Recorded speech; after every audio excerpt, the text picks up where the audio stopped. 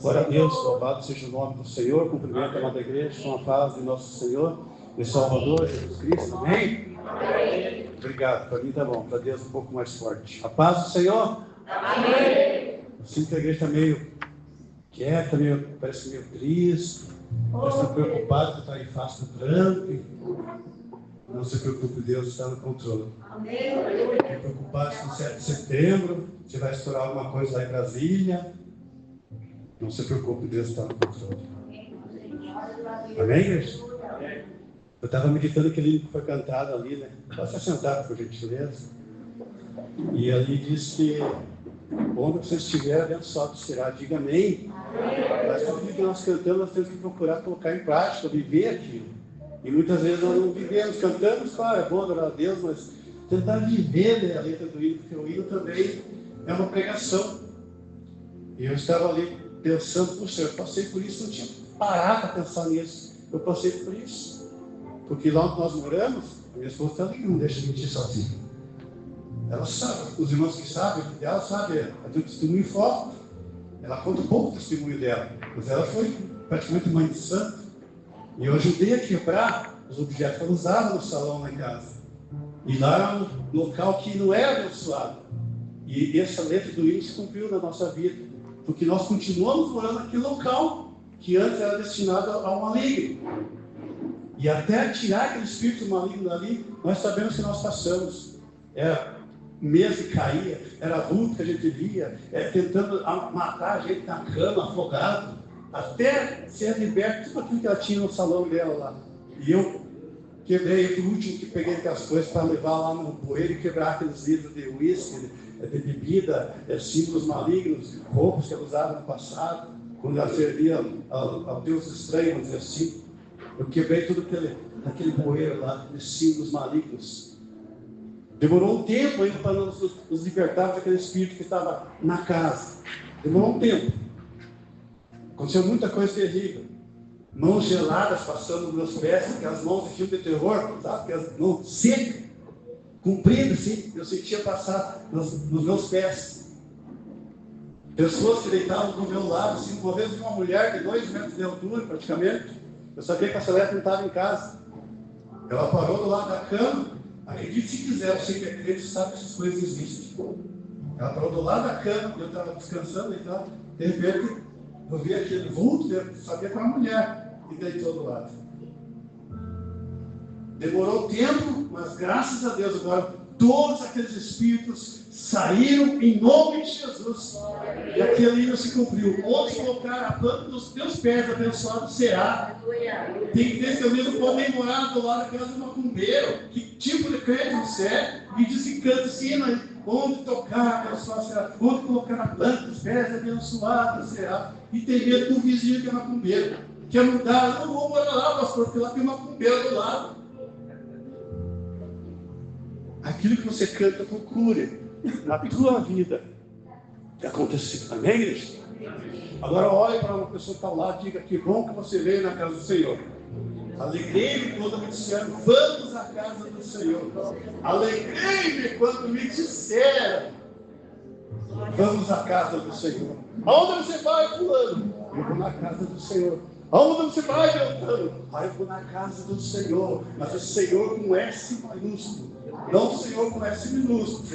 O Senhor Pedro, o Senhor João, o Senhor Cabral, não. É Senhor com S maiúsculo. Vamos procurar terminar, se Deus quiser, antes das 9. Mas o Espírito Santo disse aqui não até meia-noite. É isso, irmão. O franguinho está esperando em casa, a costelinha está lá para me requentar. Vamos falar sobre Apocalipse hoje, um livro que é pouco comentado. Um livro que é pouco pregado, porque é um livro difícil mesmo. É cheio de simbolismo. E vamos lá meditar na 7ª carta. As 7 cartas foram enviadas para as igrejas.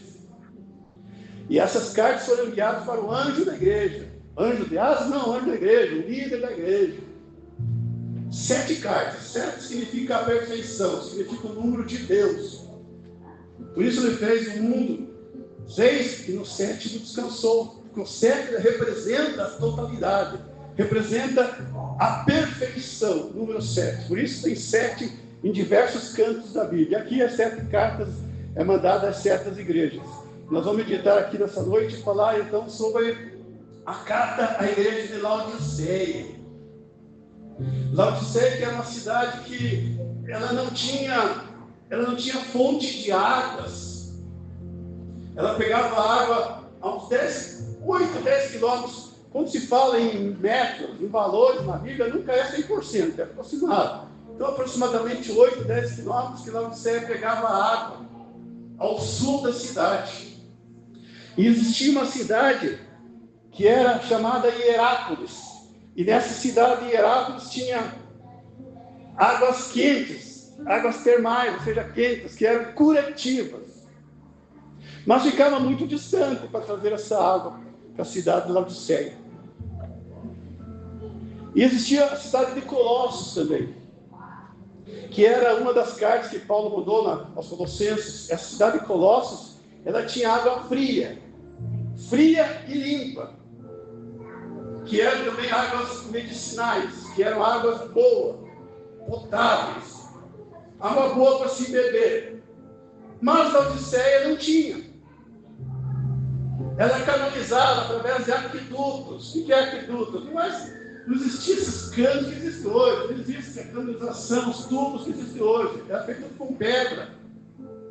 E ela trazia esta água ao sul da cidade. Era água termal. O que é água termal? Água que sai de um vulcão. Ou seja, elas são quentes.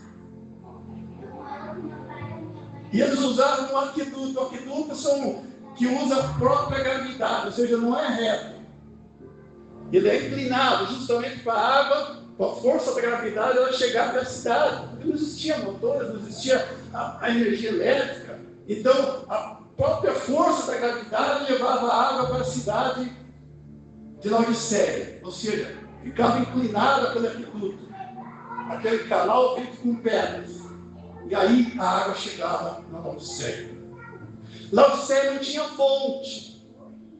Mas Laodiceia era uma cidade que o povo era rico, o povo era abastado, o povo tinha condições financeiras. A cidade produzia muitos produtos. Ou seja, em resumo, a cidade era abastada.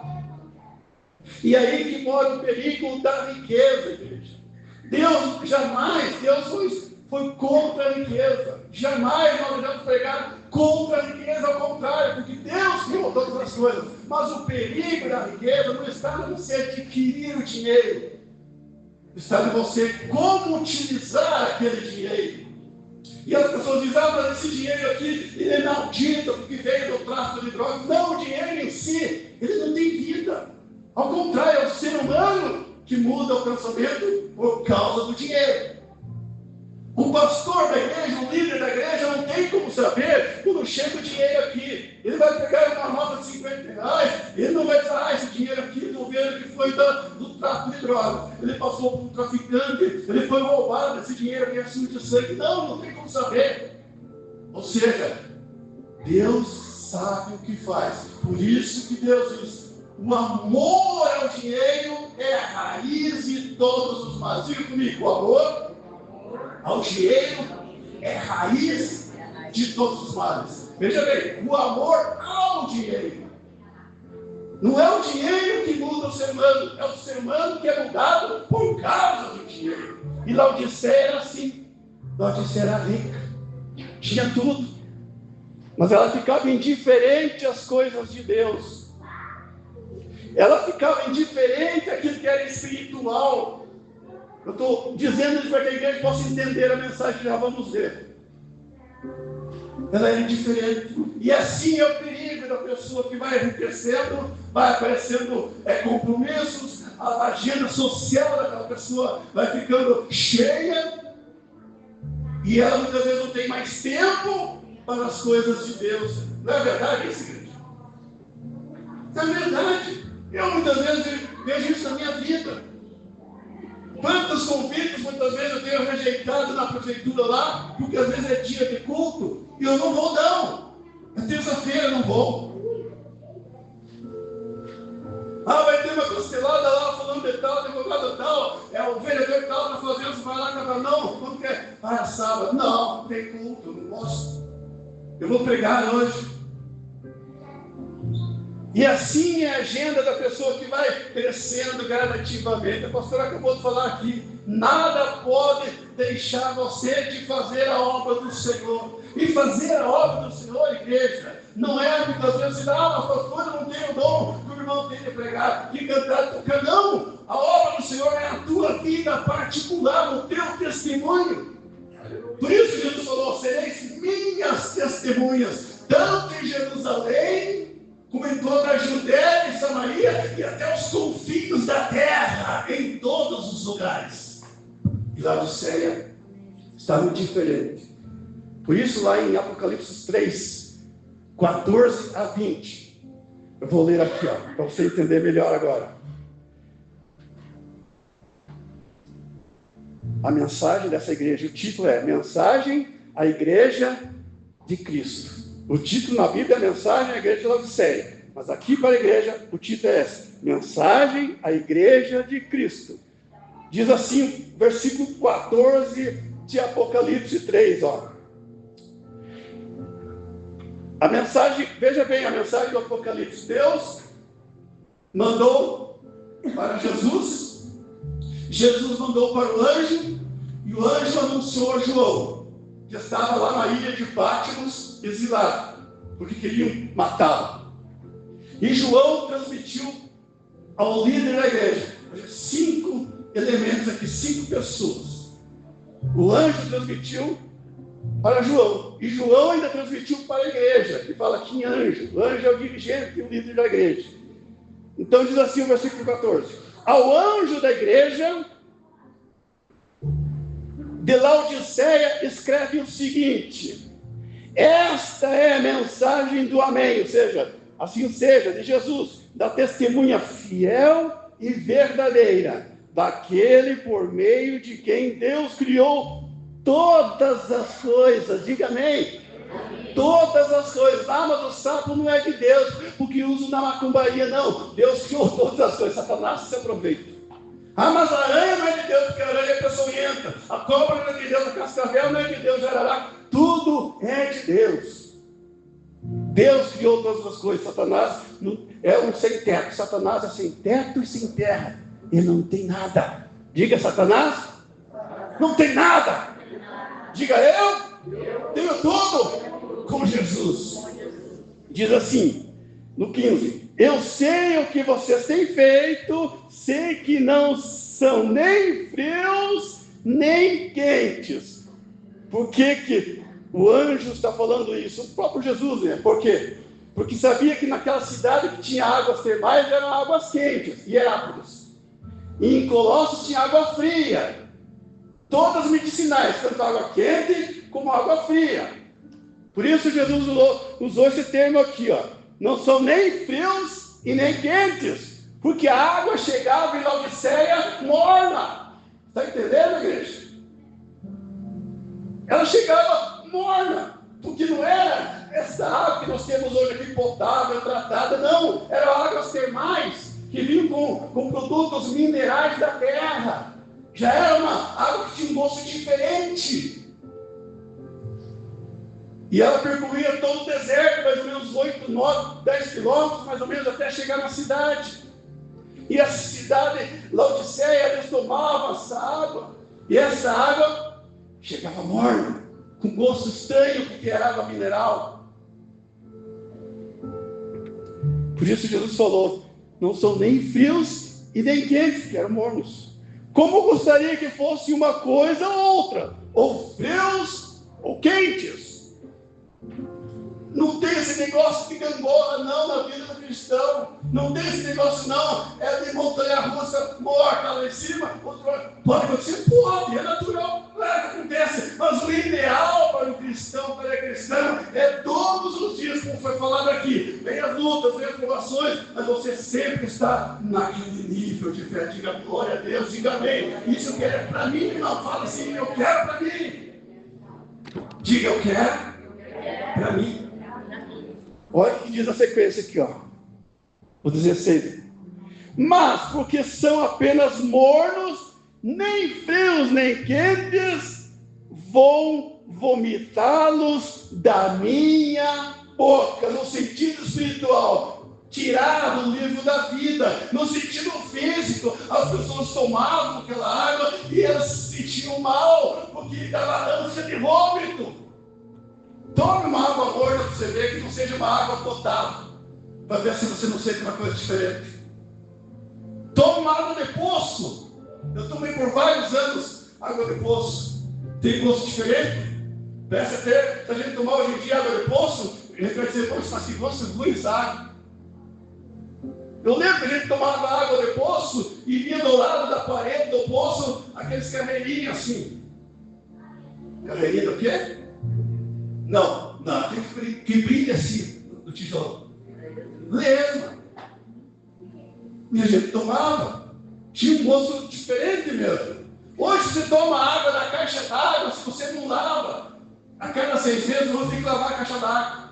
Se você toma da caixa d'água, você vai sentir um gosto diferente, devido ao barro que fica embaixo. Ah, mas a água não é potável? Sim, a água é potável, mas não 100%. A água que nós tomamos da torneira não é 100% potável. Por isso, quando vai lavar a caixa d'água, tem que ajudar a grossura assim de barro embaixo. Eu lembro quando eu fiz o curso de Química, o professor nos levou lá na Sanepar, e o próprio técnico falou que orientava as pessoas que não bebessem água direto. Desse uma fervida, colocasse um filtro de água, mesmo saindo lá na Sanepar, potável, não é 100%. E eu via lá os tanques, até chegar na água branquinha, cristalina. Os irmãos vão com curiosidade, só fazendo visita para ver como é que é a água. Vários tanques, até chegar na água cristalina. Tem uns tanques lá que parecem até tipo de umas espumas escuras por cima da água. Assim. Até chegar lá na frente na água potável. Passar por todos os processos.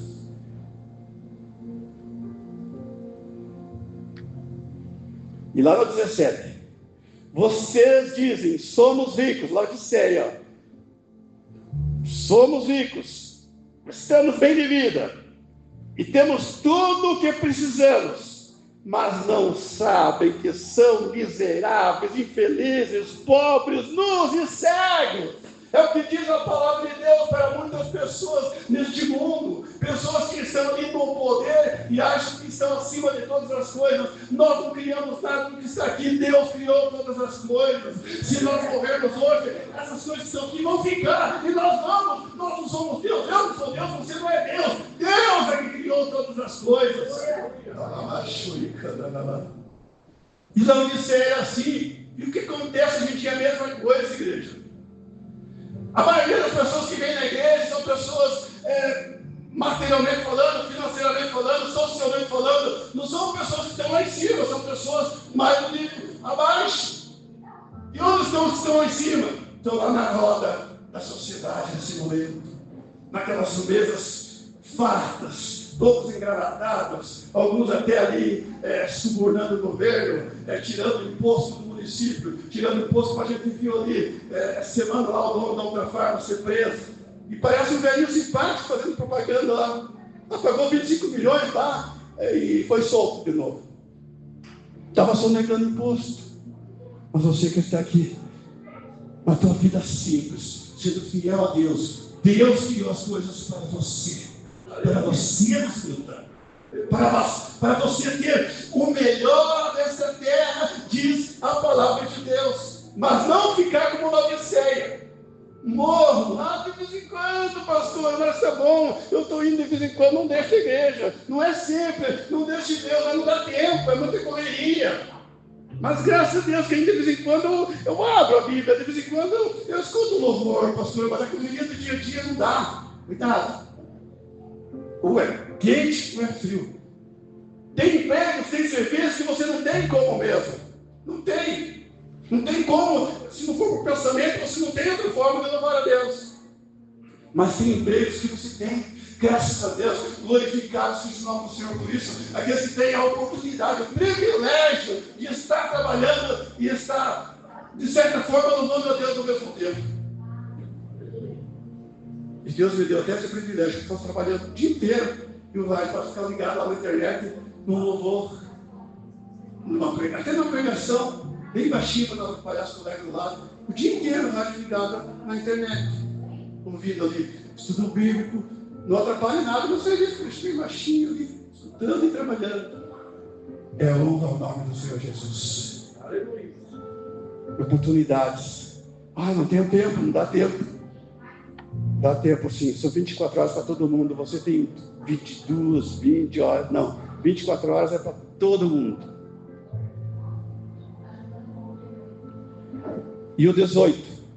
Portanto, aconselho que comprem de mim ouro. De mim quem? É Jesus falando, é Deus falando. Mim ouro, não está falando aqui, outra pedra preciosa, é ouro. Para que sejam de fato ricos. E comprem roupas brancas para se vestir e cobrir a sua nudez espiritual vergonhosa. Comprem também colírio para os olhos, a fim de que possam ver. Olhos espirituais, não olhos físicos. Por isso que diz muitas vezes a maior parte do Apocalipse, quem tem ouvidos, ouça o que o Espírito diz às igrejas. Quem tem ouvido, todo mundo tem ouvido, mas ouvidos espirituais. Porque tem pessoas que não ouvem, têm ouvidos físicos, mas ouvem a palavra, mas entra por aqui e sai por aqui. Não tem os ouvidos espirituais para ouvir aqui, tapar aqui e ficar aqui. Aleluia.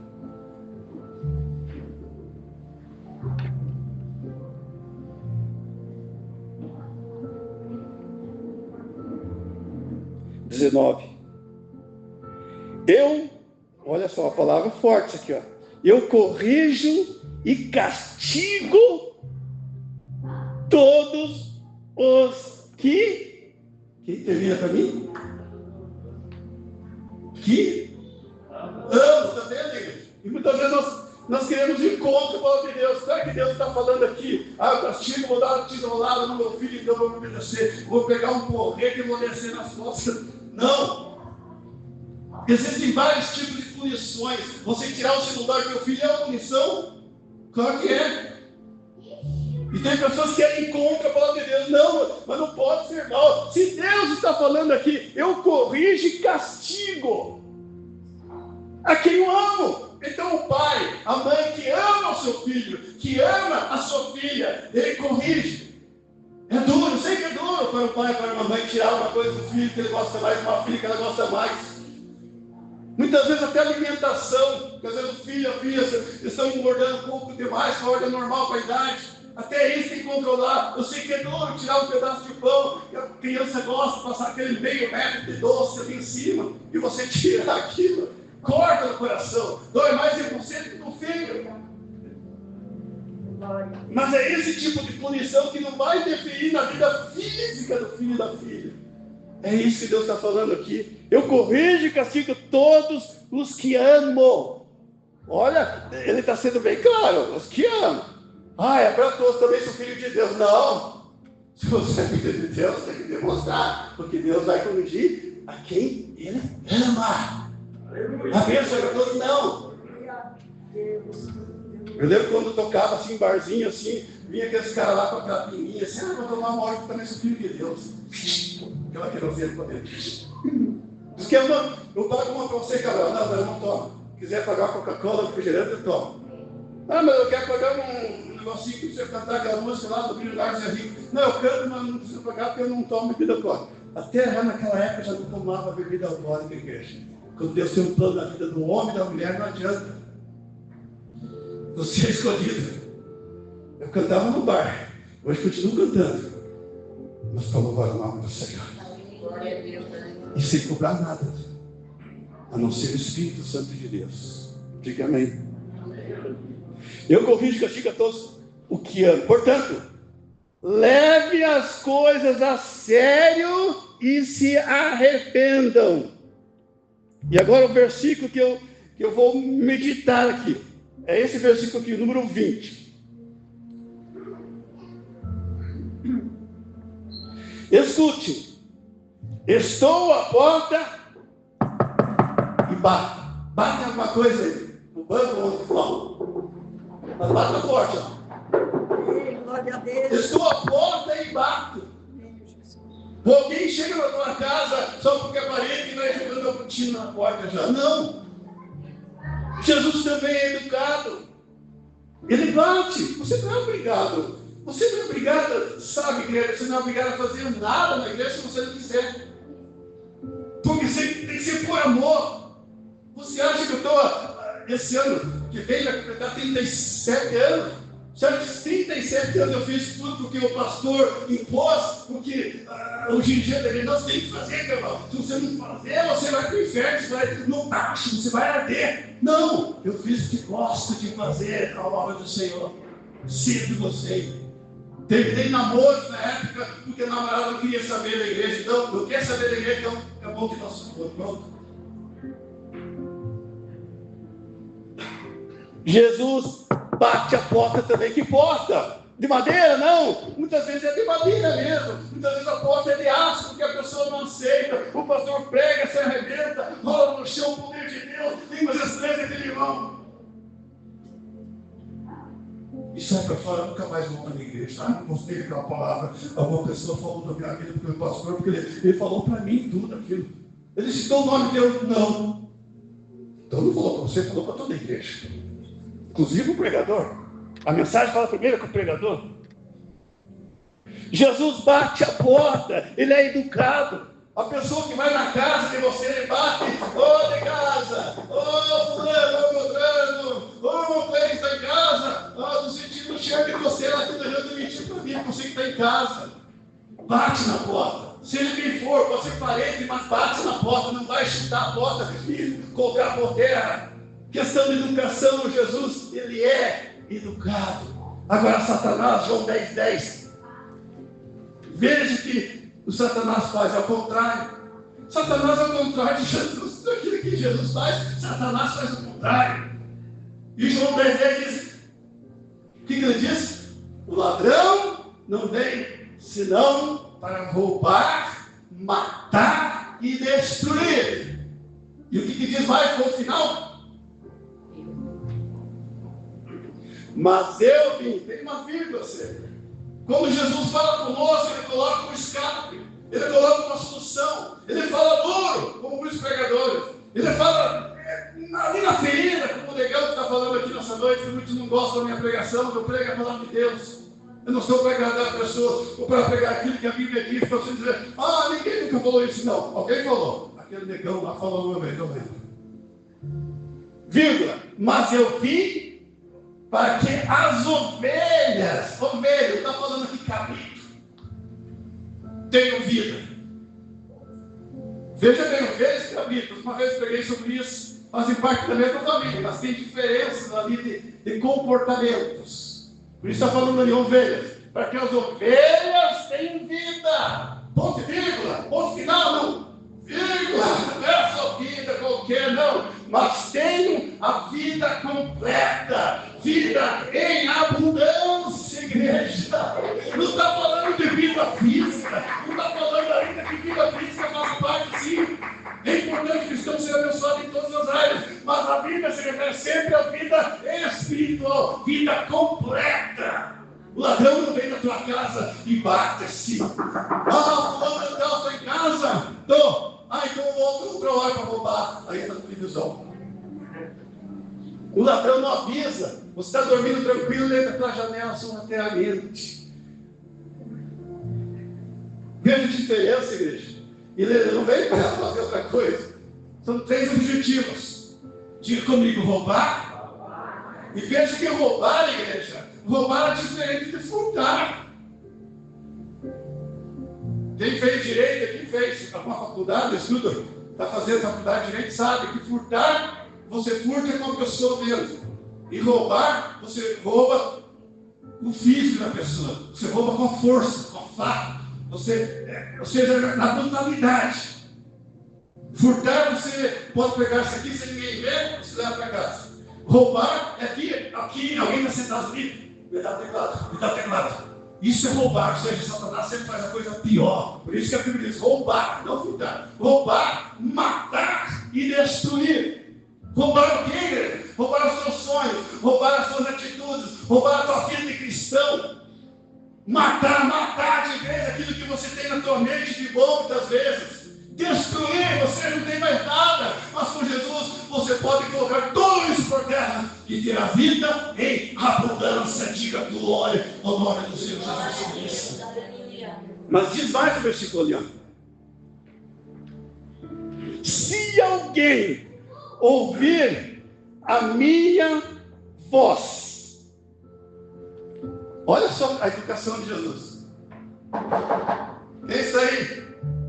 Jesus, ouvir a minha voz. Tem detalhes, igreja. Se alguém, primeiro ponto, ouvir a minha voz. Tem que ouvir a voz. Mas lá eu não vou naquela igreja que eu não quero ouvir a voz do meu pastor. Não venha mesmo. Você vem ouvir a minha voz aqui, minha voz não é falha. A minha voz é feia. A voz está quase rachada. Porque eu uso duas próteses, uma em cima e outra embaixo. Isso atrapalha para falar. Então não vem para ouvir a minha voz. Mas quem vem para ouvir a voz de Cristo, a voz de Jesus, a voz do Filho de Deus, venha, porque você vai para casa levar a tua bênção. Diga glória a Deus. Eu louvo a Deus nessa noite. E nessa noite vai virar um carro da minha vida. Vai mudar a minha situação. Chega 10, 15 anos da igreja e não muda. Mas vai mudar em nome de Jesus.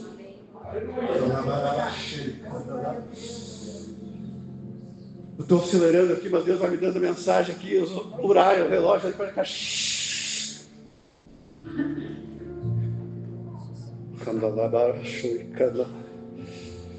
Primeiro ponto, então, tem que ouvir a voz. Para depois abrir a porta. Entendeu, igreja? Às vezes entendeu o versículo e não para para meditar. Veja que Jesus não está dizendo aqui, abre a porta. Não, está dizendo primeiro, ouça a voz. Ouvir a voz, depois abrir a porta.